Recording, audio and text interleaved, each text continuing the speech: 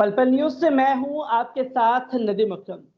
आज वो मोदी मीडिया कहीं नजर नहीं आ रहा जो ट्रंप और मोदी जी के दोस्ती के कसीदे पढ़ रहा था, क्योंकि लगातार ट्रंप सरकार मोदी सरकार को आंखें दिखा रही है।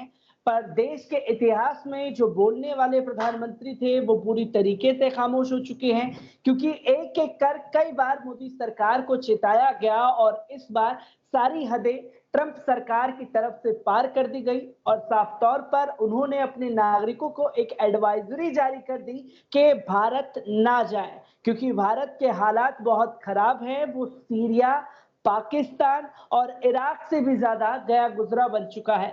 इसी पर बात करने के लिए हमारे साथ एआईसीसी मेंबर इंतखाब आलम साहब मौजूद हैं। मैं उनसे साफ तौर पर ये पूछना चाहूंगा कि इंतखाब साहब किस तरीके से देखते हैं, क्योंकि हाउडी मोदी भी हुआ, लाखों की भीड़ अमेरिका में दिखाई गई, नमस्ते ट्रंप इंडिया में किया गया, लाखों की भीड़ दिखाई गई, पर भारत को उससे क्या मिला? सिर्फ मिला तो दगाबाजी और धोखा।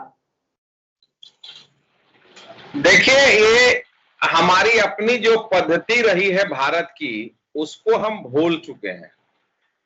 और जिस तरह से हम अपने आप को बड़े शहरों और बड़े देश कहलाने के लिए बड़े लोगों की दोस्ती में अपनी संस्कृति, अपनी सभ्यता, अपना समरसता, अपना प्यार मोहब्बत, वो तमाम चीज भूल चुके हैं।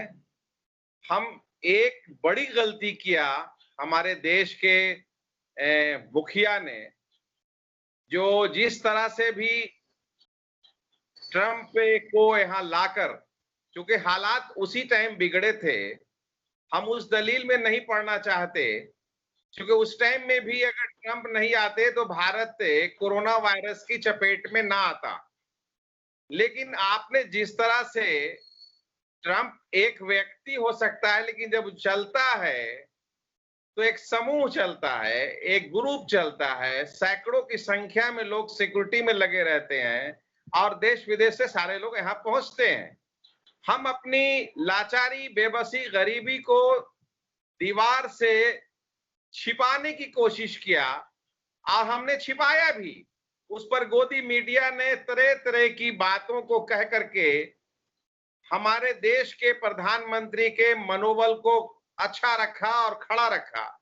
लेकिन सच्चाई ये है कि आज वही दोस्ती, वो कहावत है हिंदी फिल्मों में, दोस्त दोस्त ना रहा। ट्रंप की दोस्ती, जो देश में बड़े पापा के रूप में जाने जाते हैं कि बड़े पापा वो है, छोटे पापा देश में ये हैं, तो बड़े पापा ने देश के साथ, भारत के साथ धोखा दिया।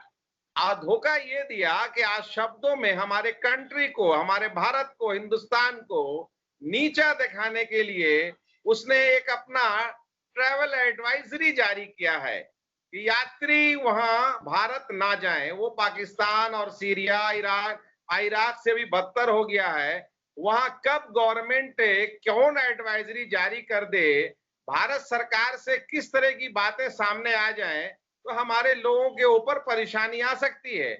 और ये एक बड़ा, माने हमको लगता है कि हमारे देश को बदनाम करने के लिए इस तरह की षड्यंत्र रची जा रही है। लेकिन हमारे देश का जो चर्चित मीडिया रहता है वो आज बिल्कुल खामोश, लगता है वो छुट्टी पर जा चुका है, नानी के घर गया हुआ है।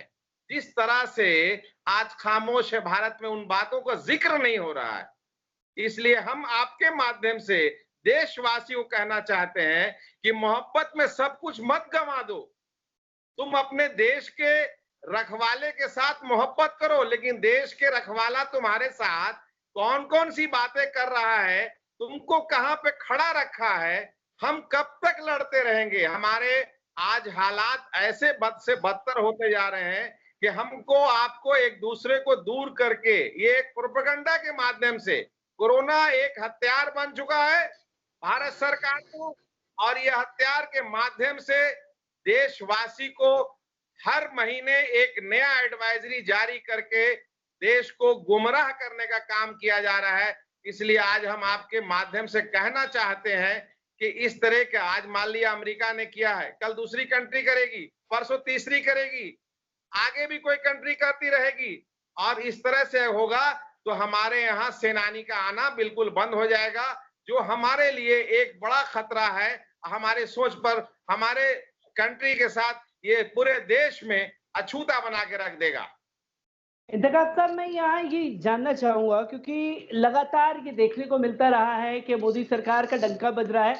मीडिया ने हमेशा कहा है ये किस तरीके का डंका है, क्योंकि हमारे जो संबंध हैं, क्योंकि मोदी जी के दोस्ती के कसीदे पढ़े जा रहे थे, अगर चेहरा नहीं देखते तो फोन पे बात नहीं करते, तो सोते नहीं है मोदी जी, हर एक बात पर ट्रंप से एडवाइस लेते हैं, 4-5 देश दोनों साथ घूम करके आ जाते हैं। पर इन सब बातों से भारत को क्या मिला, भारत के नागरिकों को क्या मिला? क्योंकि अब जो ऐलान हुआ है इसका असर सरकार के साथ साथ पड़ेगा, असर तो आम जनता पर पड़ेगा। उसे किस तरीके से देखा जा सकता है और कैसे समझा जा सकता है उसे? इसीलिए हम भारतवासी से कहना चाहते हैं, देश की जनता से कहना चाहते हैं कि देश की जनता अभी भी वक्त है संभलने का, सुधरने का। हम नहीं कहते हैं कि कांग्रेस की सरकार तुम बना दो, हम नहीं कहते हैं कि कांग्रेस के राहुल गांधी को प्रधानमंत्री बना दो। इस देश रहेगा तो हम राज करेंगे, देश ही नहीं रहेगा और देशवासी नहीं रहेंगे, लोग एक दूसरे से भिन्नताएं रखेंगे, मनमुटाव रहेगा, ये गलत है। हम कहना चाहते हैं कि आप खुद अपने तराजू पे तौलने का काम करें कि पिछले 6 सालों में सरकार ने क्या किया। सरकार ने जो एजेंडा रखा था अपने इलेक्शन मैनिफेस्टो में, चुनावी घोषणा पत्र में, उसमें उन्होंने क्या किया, कौन से बिंदुओं को आपने बनाने का काम किया, कौन आगे बढ़ाने का काम किया। लगातार नौकरियां छीन रही हैं, जहां 2 करोड़ नौकरी साल में देना था, 2 करोड़ नौकरियां सरकारी और गैर सरकारी ये सारी छीनी गई जा चुकी हैं। लोग बेतहाशा बेरोजगार सड़कों पर नजर आ रहे हैं, और इस तरह से डर कोरोना का दिखा करके घरों में बंद कर दिया गया है। कई राज्यों में तो ऐसे हो रहे हैं कि हाहाकार मचा हुआ है, कई राज्यों में जबरदस्ती लोग खोल दिया गया है। बिहार जैसे प्रांतों को चुनावी माहौल में ढकेला जा रहा है। वो हम करेंगे, और फिर उसी अपराध में और जो नफरत को बढ़ावा दिया गया है 6-7 सालों में, वो उसी बात को लेकर के बार बार कह रहे हैं कि अपराध में भारत अव्वल हो चुका है और नफरत फैलाने में भी भारत अव्वल हो चुका है, और आतंकवादी संगठन वहां बढ़ रहे हैं। तो वो किस आतंकवादी संगठन की बात कर रहे हैं जो भारत में बढ़ रहे हैं, जिसकी वजह से अब अमेरिका को खतरा लगने लगा है भारत आने से? देखिए, आतंकवादी संगठन, आतंकवाद का परिभाषा जो है सरकार को स्पष्ट करना चाहिए कि आतंकवाद कहते किसको है, अलगाववाद किसको कहते हैं। और जहां तक अपराध का मामला है, जो आज पिछले 1 सालों में, 1.5 सालों में जो भारत में पनपा है, और उन राज्यों में पनपा है जहां भाजपा की सरकार है, जिस तरह से भी उस पर कहीं कोई कंट्रोल करने की बात नहीं है। आज आप देखिए कि जो अमेरिका ने एडवाइजरी 23 अगस्त को जारी किया, उसमें महिलाओं के ऊपर अत्याचार और भारतीय इंटरनल जो देश के अंदर जो अपराध बढ़े हैं, जो गुंडागर्दी बढ़ी है, जो हत्याएं हो रही हैं, उस ओर भी इशारा किया है अमेरिकन एडवाइजरी ने। और सच्चाई ये है कि अलगाववाद की बात अलग होती है, लेकिन जो है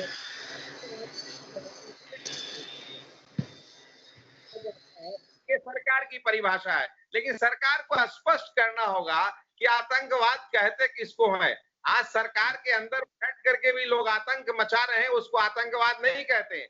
एक व्यक्ति विशेष, एक समूह को, एक धर्म के लोगों को इस तरह से आतंकवाद के परिभाषा में लिप्त करते हैं। आज बताएं कि देश के अंदर आतंकवाद कौन फैला रहा है। आज कांग्रेस सत्ता में नहीं है, आज कांग्रेस पार्टी को मुस्लिम लीग की उपाधि दी गई, ये मुसलमानों की पार्टी है। आज नहीं है मुसलमानों की पार्टी, लेकिन देश के अंदर जो इतनी हत्याएं हो रही हैं, और खास करके लगातार जो ब्राह्मणों की हत्याएं हो रही हैं, उस ब्राह्मणों की हत्याओं की जिम्मेदारी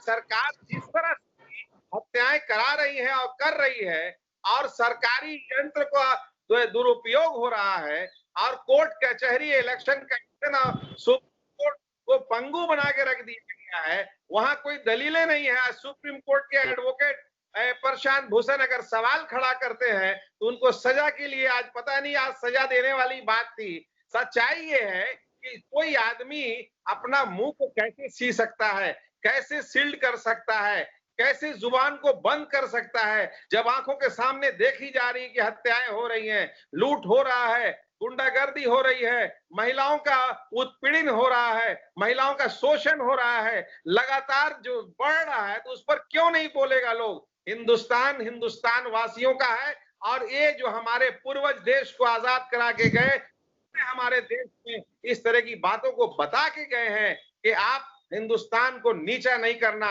लेकिन आज हमारे विदेशों में हमारी जो विदेशी पॉलिसी हो रही है वो खोखली हो रही है। भारत पर कौन विश्वास करेगा जब अमेरिका अपना दादागिरी पूरे दुनिया पर दिखाना चाहता है? वो अमेरिका कहता है कि भारत में नहीं जाएं, तो जो छोटी कंट्रियां हैं वो कैसे इन्वेस्टमेंट कर सकती है, कैसे अपने लोगों को भेज सकती है? जब लोग आएंगे जाएंगे नहीं तो हमारे देश का विकास कैसे होगा? सिर्फ ये कह करके कि आप अपनी बात को खत्म करते हैं कि आत्मनिर्भर हो जाए भारत। आत्मनिर्भर हमारा भारत बहुत पहले से है। हिंदुस्तान जब आजाद नहीं हुआ था तब से पहले से आत्मनिर्भरता रही है और भारतवासी इतना आत्मनिर्भर है कि वो अपने हाथ से मट्टी खोद करके पानी निकाल के पीने का वो भारतीय है। वो भारत की खोज में आप जिस तरह से आपको एक उपाधि दी गई है कि भारत एक ऐसा विशाल प्रजातांत्रिक और लोकतांत्रिक देश रहा है जहां डेमोक्रेसी है, उसको आप छिन भिन करने का आपको कोई अधिकार नहीं है। आप सरकार में शामिल हैं, आप सरकार में जो आप चुनावी घोषणा पत्र में जो घोषणाएं कर रहे हैं उसकी ओर ध्यान देकर आप अपने लोगों का भला करें, ना कि देश विदेश की पॉलिसी को खराब करें।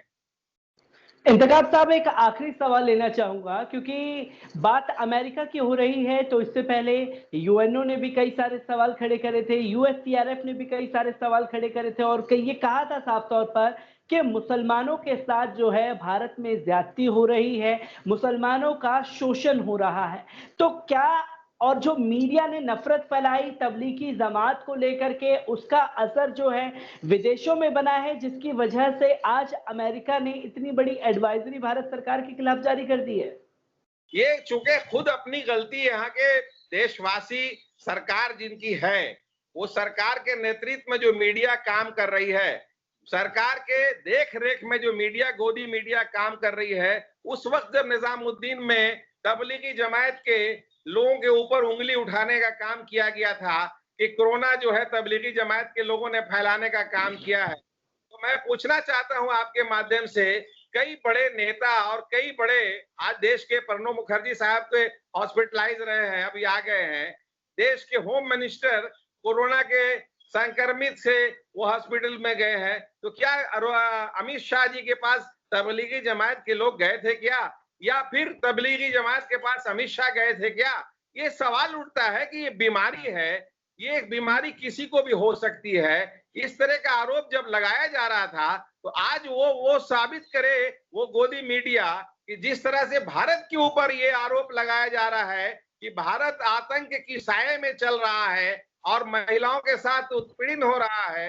आज गोदी मीडिया इन सवालों को घेरे कि अमेरिका का कोई राइट नहीं बनता है, अधिकार नहीं बनता है कि ट्रम्प जिस एडवाइजरी को जारी किया उसको आज फेथ के माध्यम से इस एडवाइजरी को वापस लेने की बात की जा रही है।